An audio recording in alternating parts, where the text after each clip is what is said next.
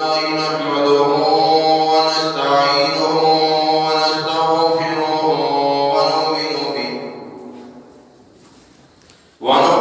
به ونتوكل عليه ونعوذ بالله من شرور أنفسنا ومن سيئات أعمالنا من يهده الله فلا مضل له ومن يضلله فلا هادي له ونشهد أن لا إله إلا الله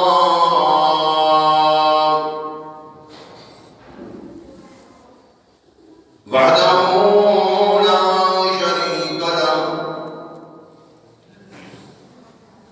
لا شريك له ولا نظير له ولا مثال له ولا مثل له لا معين له ولا وزير له ولا مشير له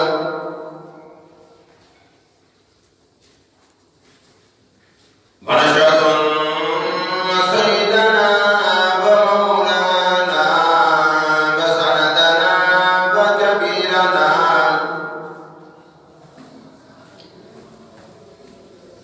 ونبينا وهادينا ومرشدنا محمدا عبده ورسوله أرسله بالحق بشيرا ونذيرا أما بعد فأعوذ بالله السميع العليم من الشيطان الرجيم بسم الله الرحمن الرحيم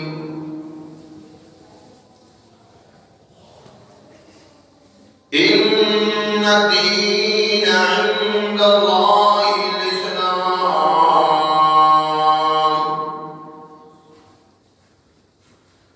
وقال الله تبارك وتعالى يا أيها الذين آمنوا لا تتخذوا عدوي وعدوكم أولياء تلقون إليهم بالمودة وقد كفروا بما جاءكم من الحق وقال النبي صلى الله تعالى عليه وسلم الإسلام يهدي ما قلبه وقال النبي صلى الله تعالى عليه وسلم الإسلام يهدم ما قبله وقال النبي صلى الله تعالى عليه وسلم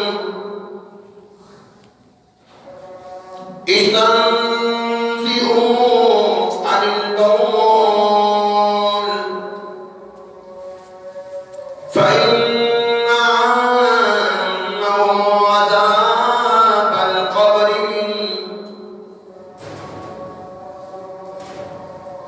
وقال النبي صلى الله تعالى عليه وسلم أرحم أمتي بأمتي أبو بكر وأشهدهم في أمر الله عمر وأصدقهم حياء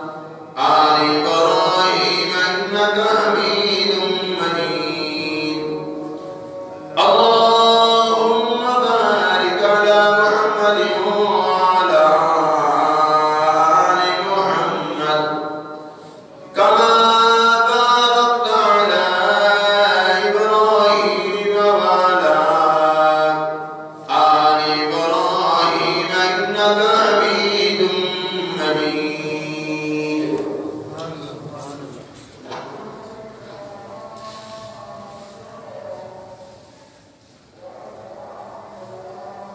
قابل صدر احترام،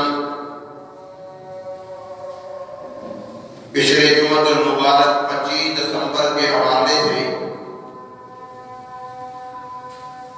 اور اقلیتوں کے حقوق کے بارے میں چند معلومات پیش کی گئی تھی.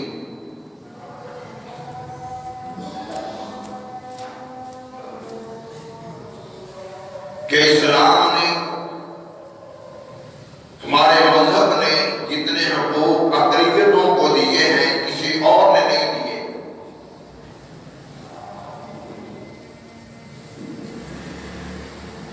اس سے بڑھ کر اور کیا ہو سکتا ہے کہ جس شخص نے، جس صحابی نے بغیر کسی وجہ کے ایک عیسائی کو قتل کر دیا، تو مدنی کریم صلی اللہ علیہ وسلم نے فرمایا تھا کہ عیسائی کے قتل کے بھی بغیر وجہ کے جو قتل ہوا صرف اس بنا پر کہ یہ عیسائی ہے، مسلمان نہیں، اس صحابی نے اسے قتل کر دیا، تو مدنی کریم صلی اللہ علیہ وسلم نے قصاص میں بدلے میں صحابی کو قتل کرنے کا حکم دیا.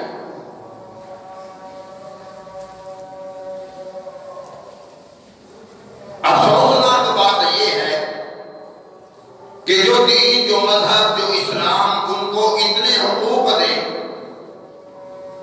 اور جب ان کی باری آتی ہے تو وہ ملکوں کو تباہ و برباد کر کے رکھ دیتے ہیں.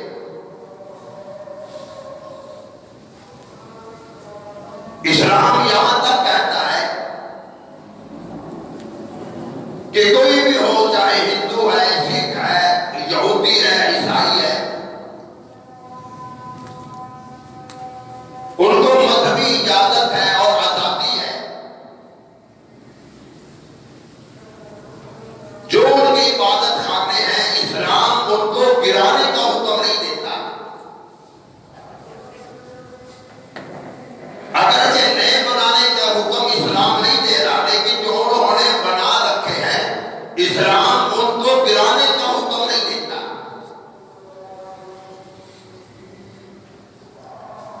میں نے پچھلے جمعہ المبارک کی یہ بات بھی عرض کی تھی کہ مدنی کریم صلی اللہ علیہ وسلم نے فرمایا کہ تمہیں میں بتلاؤں کہ مومن کون ہے، ایمان والا کون ہے. صحابہ کرام نے عرض کی یا رسول اللہ صلی اللہ علیہ وسلم آپ فرمائیے وہ کون ہے.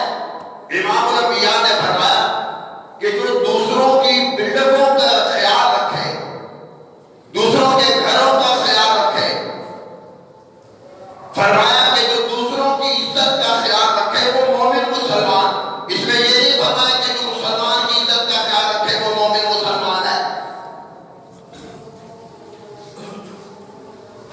اس میں سوال آ گئے. تو یہ بات مسلمان تو مانتا ہے، مسلمان کا تو یہ عقیدہ ہے، ان لوگوں کو بھی ماننا پڑے گا کہ اسلام ایک عالمگیر مذہب ہے، اسلام ایک پرامن مذہب ہے.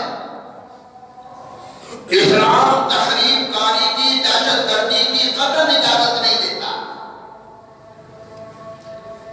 لیکن اگر اسلام تخریب کاری کی، دہشت گردی کی اجازت نہیں دیتا تو اسلام کی توہین کرنے کی بھی اجازت نہیں دیتا.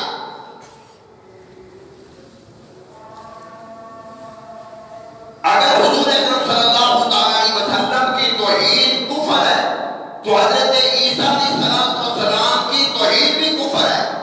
اگر ایک آدمی سارے پیغمبروں کو مانتا ہے، سارے رسولوں کو مانتا ہے، مدنی کریم صلی اللہ علیہ وسلم کو بھی نبی بھی مانتا ہے، بلکہ آخری نبی بھی مانتا ہے، لیکن 1,24,000 انبیاء کرام علیہ السلام میں اگر کسی ایک نبی کی بھی کوئی توہین کر دے وہ بھی مسلمان نہیں.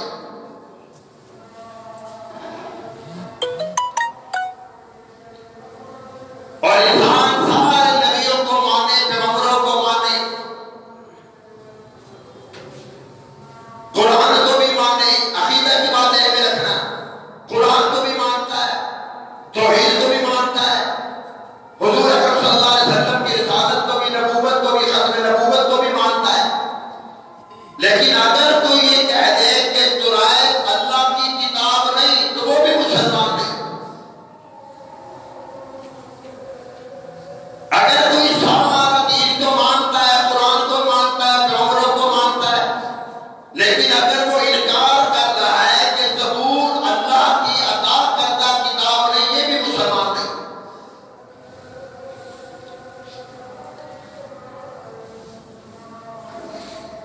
اور میں تمہیں بتلاؤں اسلام ہے کیا، جو ساری دنیا میں شور مچا ہوا ہے؟ وہ ہماری وجہ سے اسلام کو بدنام کر رہے ہیں۔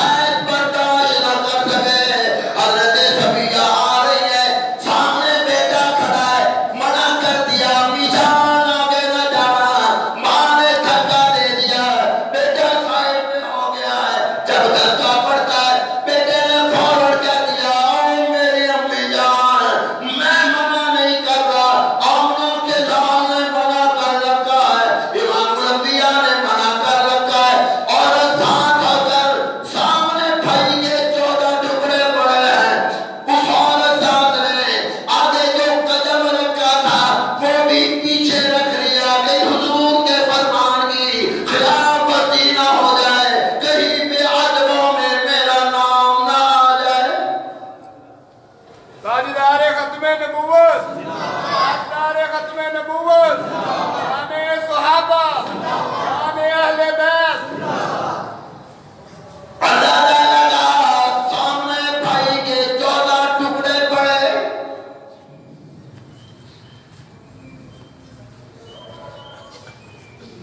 صحابی رسول حضرت جریر بن عبداللہ رضی اللہ تعالیٰ عنہ،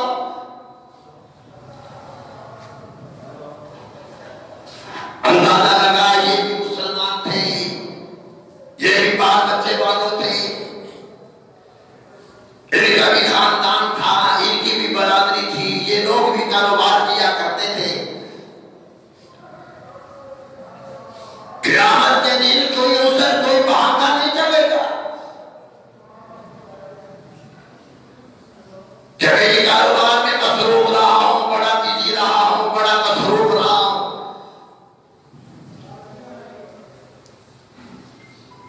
تو حضرت جریر رضی اللہ تعالیٰ عنہ یمن کا یہ شہزاد ہے، تشریف لے جا رہے ہیں، ساتھ خادم بھی ساتھ ہے، غلام بھی ساتھ ہے۔ اب توجہ سے سننا، سامنے دیکھا ایک آدمی گھوڑا بیچ رہا ہے۔ حضرت جریر ان کے پاس گئے، فرمانے لگے گھوڑا سیل کتنے کا کرو گے؟ کہنے لگے 300۔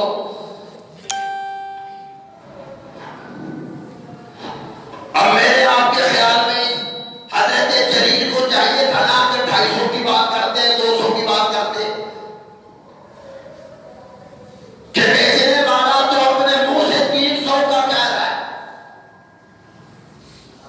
اور آگے سے صحابی پتہ کیا فرما رہے، یار اگر میں تجھے 400 دے دوں، فرما کے وہ تیری مرضی، میرا گھوڑا جو ہے وہ 300 کا ہے، میں 300 کا بیچنا چاہتا ہوں تو 400 کا دینا۔ بڑا عجیب کام آیا، ایسے کھاتوں کی تو ہر آدمی کی، ہر تاجر کی خواہش ہوتی ہے کہ ایسا کھات ملے۔ تھوڑی دیر کے بعد فرمانے لگے کہ اگر میں تجھے 500 دے دوں، اور اگر مجھے اور کیا چاہیے؟ پھر فرمانے لگے کہ میں تجھے 800 دے دوں۔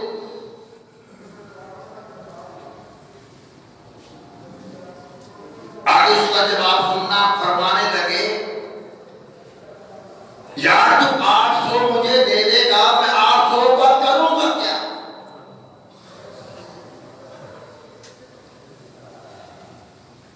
میرے گھر کا سال مہینے کا خرچہ جو ہے وہ 300 400 کا ہے، باقی 800 کو میں کیا کروں گا؟ بہرحال مختصر یہ کہ 800 روپیہ دے دیا، دیکھے بیچنے والا 300 مانگ رہا ہے، تو خالد نے کہہ دیا، بات مجھے سمجھ نہیں آئی کہ حضرت جی مانگنا وہ 300، آپ 250 کی بات کرتے، کم کی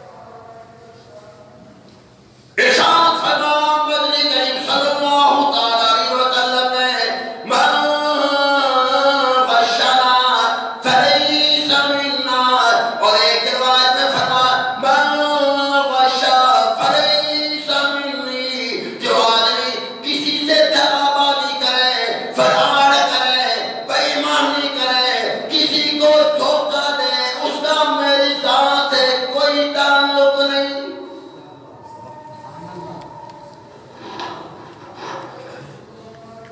اندازہ لگا جس کے بارے میں مدنی کریم صلی اللہ تعالی علیہ وسلم فرما دے میرا اس سے کوئی تعلق نہیں، وہ کہاں جائے گا؟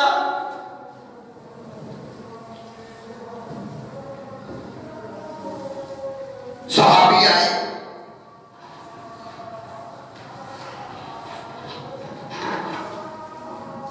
یا رسول اللہ صلی اللہ تعالی علیہ وسلم مسلمان بزدل ہو سکتا ہے؟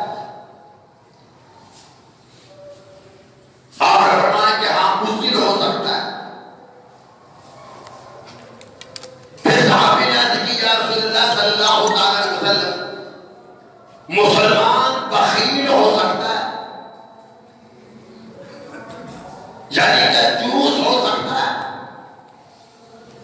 چلتے چلتے کے بعد عرض کر دوں جہاں دوسری دعائیں مانگتے ہو وہاں یہ بھی دعا کیا کرو الہ العالمین تو جتنا مجھے دے اس کو اس میں سے تیری راہ میں خرچ کرنے کی بھی توفیق عطا فرما۔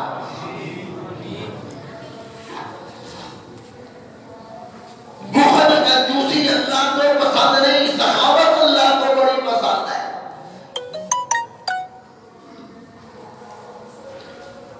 صحابی تشریف لائے یا رسول اللہ صلی اللہ تعالی علیہ وسلم میرے بچے زیادہ ہیں، آمدن کم ہے، مجھے کوئی ایسا عمل بتا دیں، کوئی ایسا وظیفہ بتلا دو، ایسا عمل بتلا دو۔ امام الانبیاء نے فرمایا سخاوت کیا کر، غریبوں کو کھانا کھلایا کر، اپنا دسترخوان وسیع کر دے۔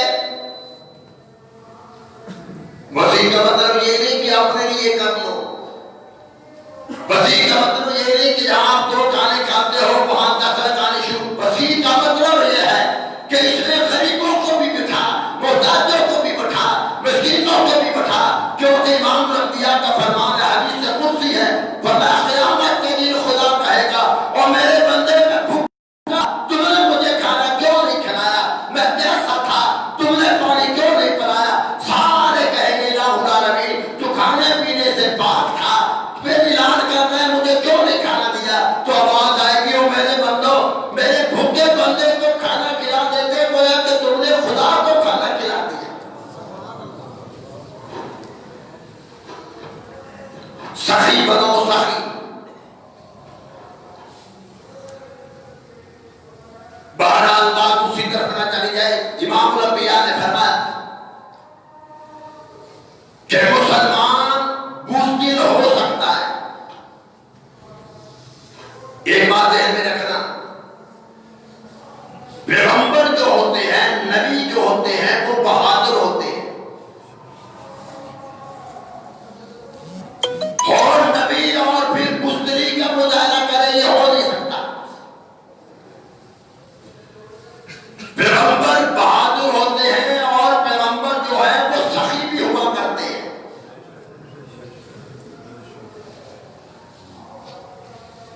بخاری شریف کی حدیث ہے، مدنی کریم صلی اللہ تعالی علیہ وسلم نے ارشاد فرمایا اور لوگوں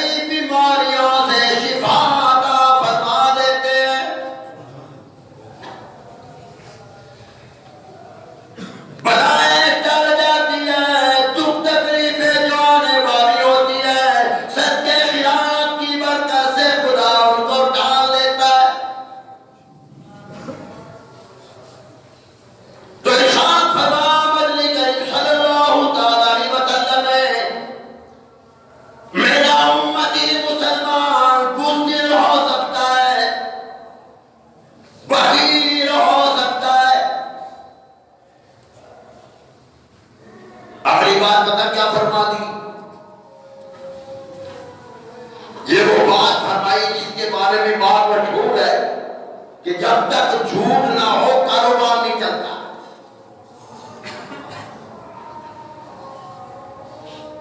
سیل مین اس کو رکھیں گے کہ جو فراڈ کرنے میں اسپیشلسٹ ہو. ملازم ہم اس کو رکھیں گے جو جھوٹ بولنے میں اسپیشلسٹ ہو.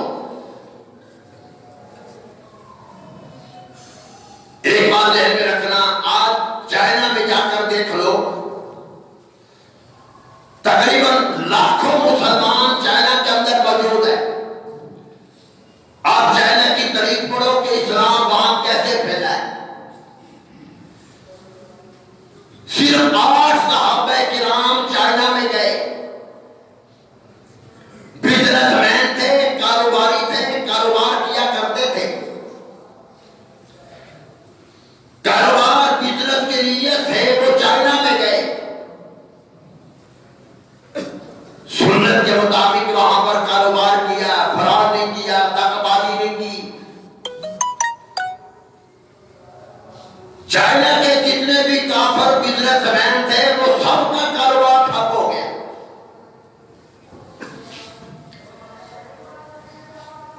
سارے کہا صحابہ کرام کی طرف آ گئے کہ یہ بے ایمان نہیں، یہ فراڈی نہیں.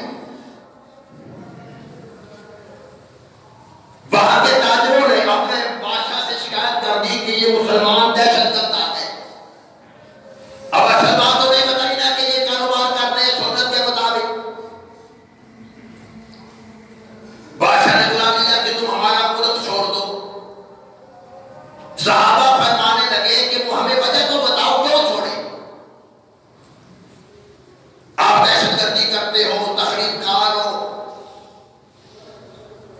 فرمانے لگے ہمارا اسلام دہشت گردی سے منع کرتا ہے، تخریب کاری سے منع کرتا ہے، لیکن تمہارے کاروباری طبقہ اس لیے تمہارے پاس آیا ہے کہ ہم سنت کے مطابق کاروبار کر رہے ہیں، ہمارا کام چل رہا ہے، ان کا کام ٹھپ ہو گیا. اصل میں دکھ یہ ہے کہ یہ سنت کے مطابق کاروبار کیوں کر رہے ہیں.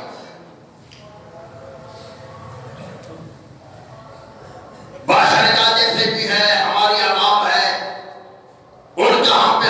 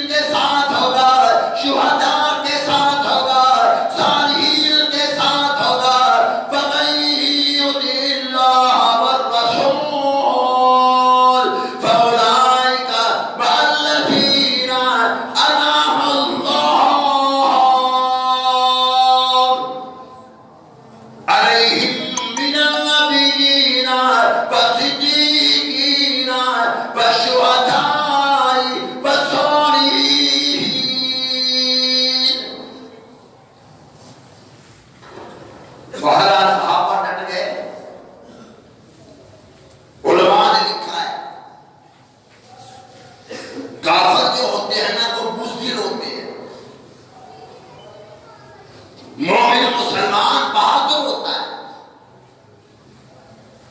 چلتے چلتے ایک بات عرض کر دوں، یہ جتنے بھی حالات آپ حضرات کے سامنے ہیں،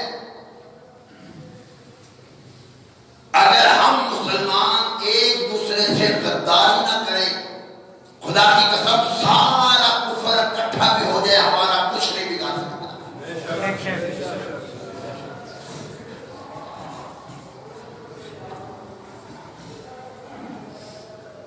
میں تمہیں کم از کم 15-20 مرتبہ حضرت خالد بن ولید کا واقعہ سنا چکا ہوں،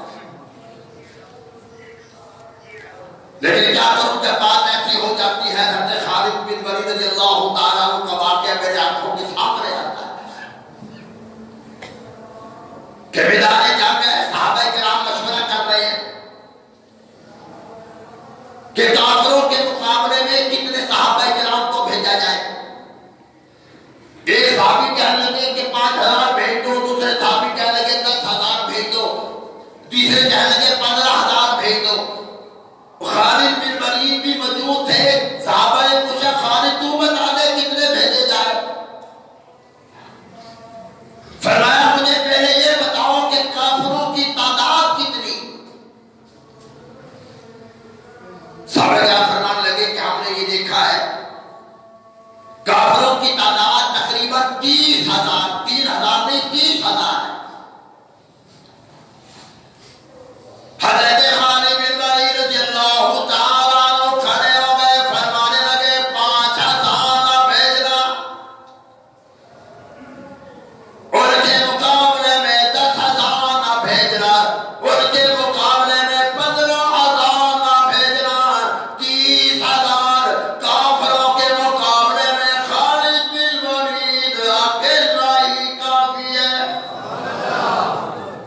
شان اولیاء اللہ، شان اولیاء اللہ.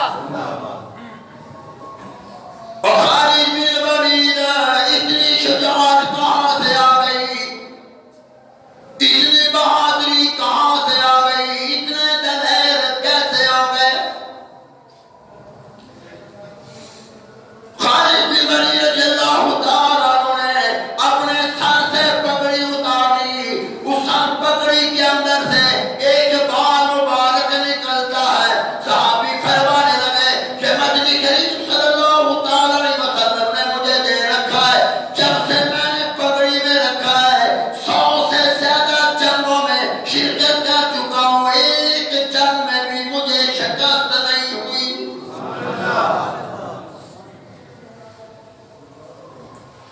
آج چائنا میں لاکھوں مسلمان موجود ہیں، وہ 8 صحابہ کرام کی برکت ہے. تو نبی کریم صلی اللہ تعالیٰ علیہ وسلم نے فرمایا میرا امتی بزدل ہو سکتا ہے، بخیل ہو سکتا ہے، لیکن جھوٹ نہیں بول سکتا.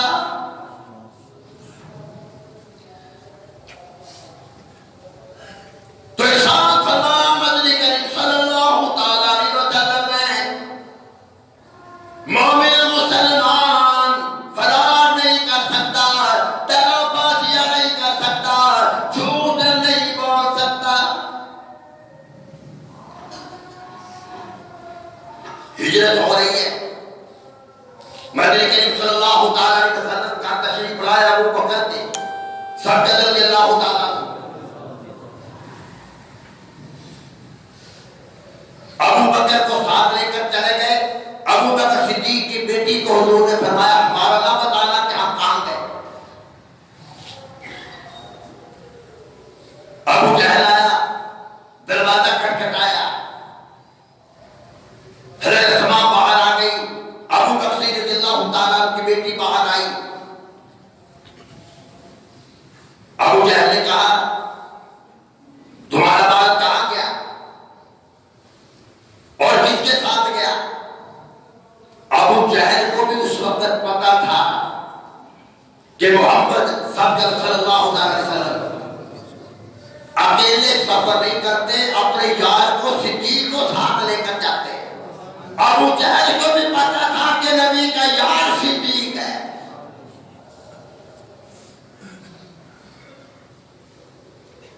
بیٹی کہنے لگی ابو جہل مجھے پتا ہے وہ گئے کہاں کس راستے پہ گئے ہیں بتاؤ نہیں.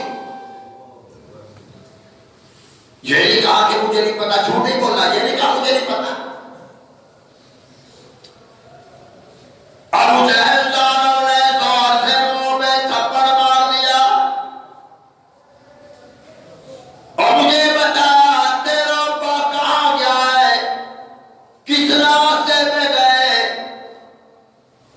بیٹی کہنے لگی ابو جہل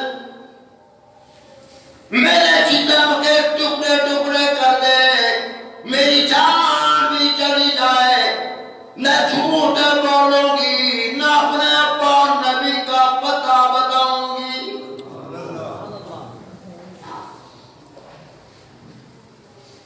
اور ایک ہمارا یہ حال ہے, قدم قدم پہ ہم جھوٹ بولتے ہیں,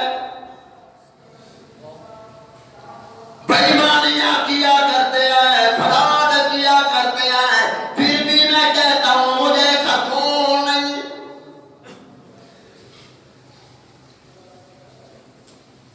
ہمارے بینک کے اکاؤنٹ پیسوں سے بھرے ہوئے لیکن پھر بھی رات کو چین کی نیند نہیں. ارے چین کہاں سے ملے گا؟ قرآن ہم نے چھوڑ دیا, نبی کا دین چھوڑ دیا, اسلام ہم نے چھوڑ دیا. تو میں یہ کر رہا تھا کہ اگر ہم ایک دوسرے کے ساتھ غداری نہ کریں تو کفر ہمارا کچھ نہیں بگاڑ سکتا.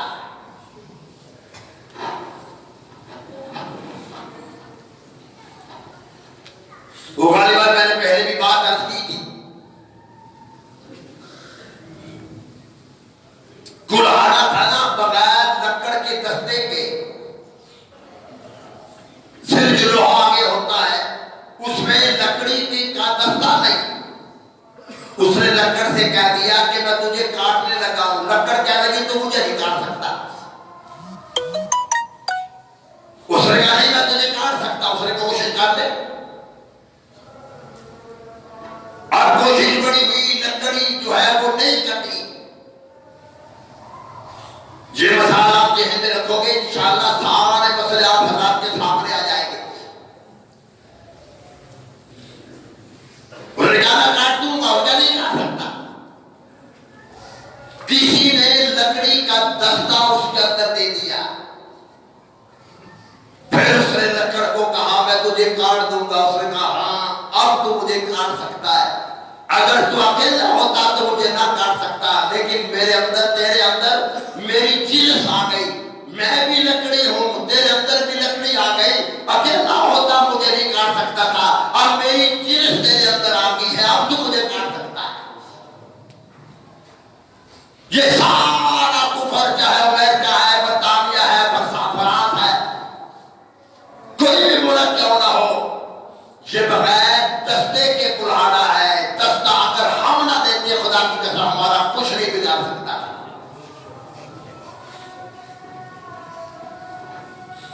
کبھی ہم نے سوچا ہے کہ ہم بڑے دعوے کرتے ہیں کہ یہ یہودیوں کے ساتھ ہمارے بڑے قریبی تعلقات ہیں, ہمارے بھائی ہیں.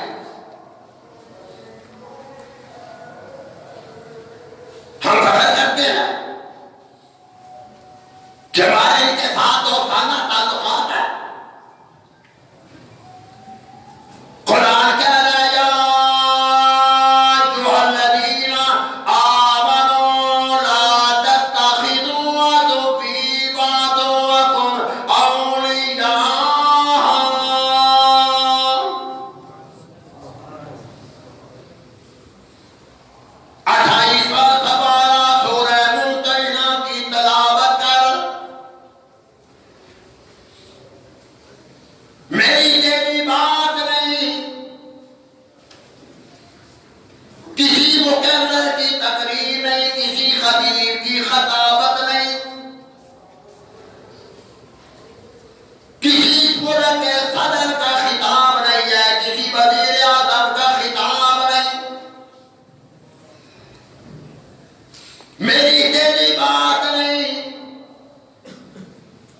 کسی محدث کی بات نہیں، کسی مفسر کی بات نہیں، کسی شیخ الحدیث کی بات نہیں.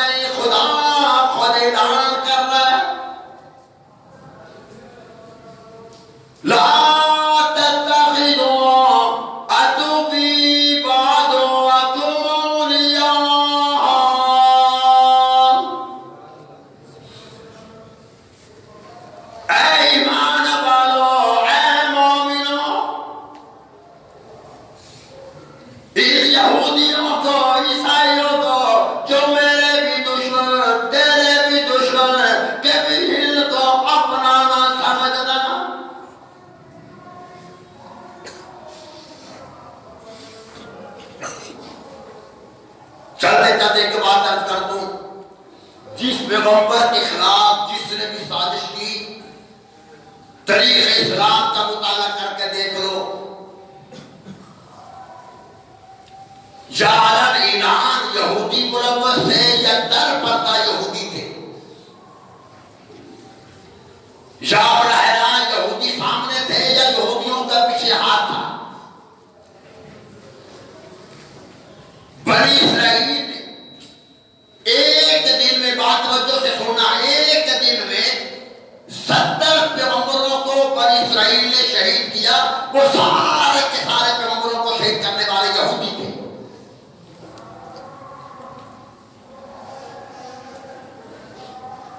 ارے جو 70 پیغمبروں کو ایک دن میں یہودی قتل کر دے، ارے نبیوں کے نہ بنے وہ میرے تیرے کیسے بن سکتے؟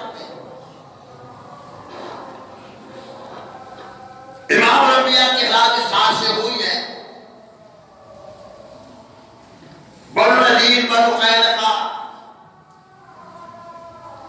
بنو قریظہ، آپ ان کی تاریخ پڑھ کر دیکھ رہے، یہ سارے کے سارے یہودی تھے۔ اچھا، جس نے حضور صلی اللہ علیہ وسلم کو زہر دیا، جنہوں نے حضور صلی اللہ علیہ وسلم پر جادو کیا، وہ بھی یہودی، جنہوں نے کھانے میں زہر ملا کر دیا، وہ بھی یہود اور۔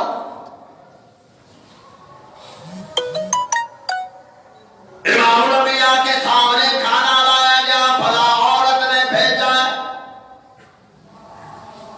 اس عورت نے کھانے میں زہر ملا رکھا ہے۔ مدنی کریم صلی اللہ تعالی علیہ وسلم کھانا کھانے لگے، کھانا بہت بڑا، محمد مجھے نہ کھانا، مجھ میں زہر ملا ہوا ہے۔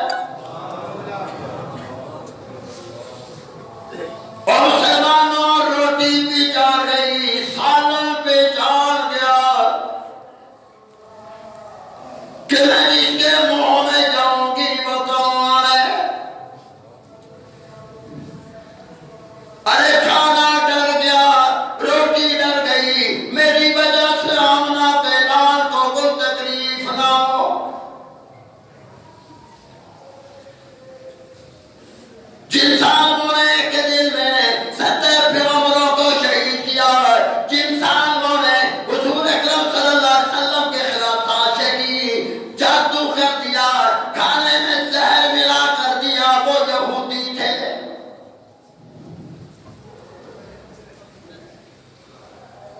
آج میں فخر سے اعلان کر رہا ہوں، ہمارے علم کے ساتھ بڑے قریبی تعلقات ہیں۔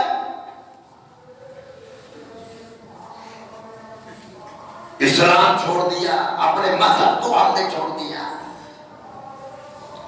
پھر ہمیں شان ہے کاروبار نہیں، پھر ہمیں شان ہے کاروبار ہے کہ سکون نہیں۔ اسلام کیا کہہ رہا ہے؟ صحابی آئے، یا رسول اللہ صلی اللہ علیہ وسلم بڑا پریشان رہتا، کاروبار کرتا ہوں، میرا کاروبار کوئی نہیں چلتا،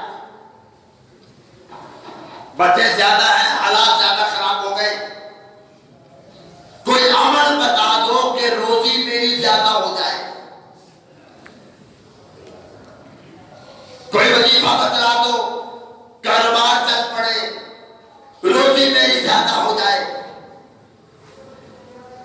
ارشاد فرمایا مدنی کریم صلی اللہ تعالی علیہ وسلم نے، اگر کوئی آدمی یہ چاہے میرا کاروبار وسیع ہو جائے، رزق کی فراوانی ہو جائے، امام الانبیاء نے فرمایا اسے چاہیے کہ اپنے جسم کو پاک رکھا کرے۔ اور ایک روایت میں مدنی کریم صلی اللہ علیہ وسلم نے فرمایا کہ وضو کے ساتھ رہا کرے۔ کتنے ایسے مسلمان ہیں کہ جو ہر وقت ناپاک رہتے ہیں، استنجا نہیں کرتے۔ ایک حدیث مجھے یاد آ گئی، اسلام بتلا رہا ہے، مدنی کریم صلی اللہ تعالی علیہ وسلم قبرستان سے گزر رہے ہیں، ایک قبر سے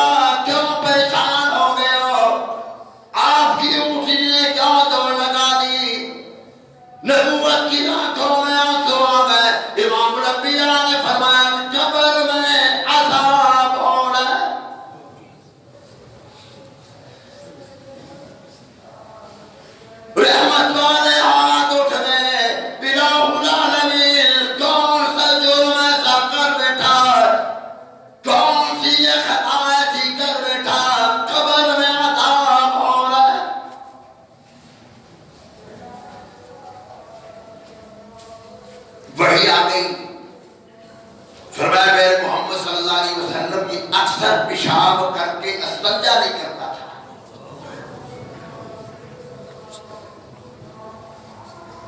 کارو مسلمان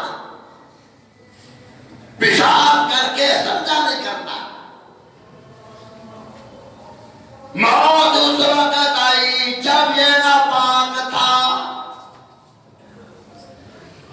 کیا معلوم موت کب آ جائے, کہاں آ جائے. وما تدری نفس بأي أرض تموت.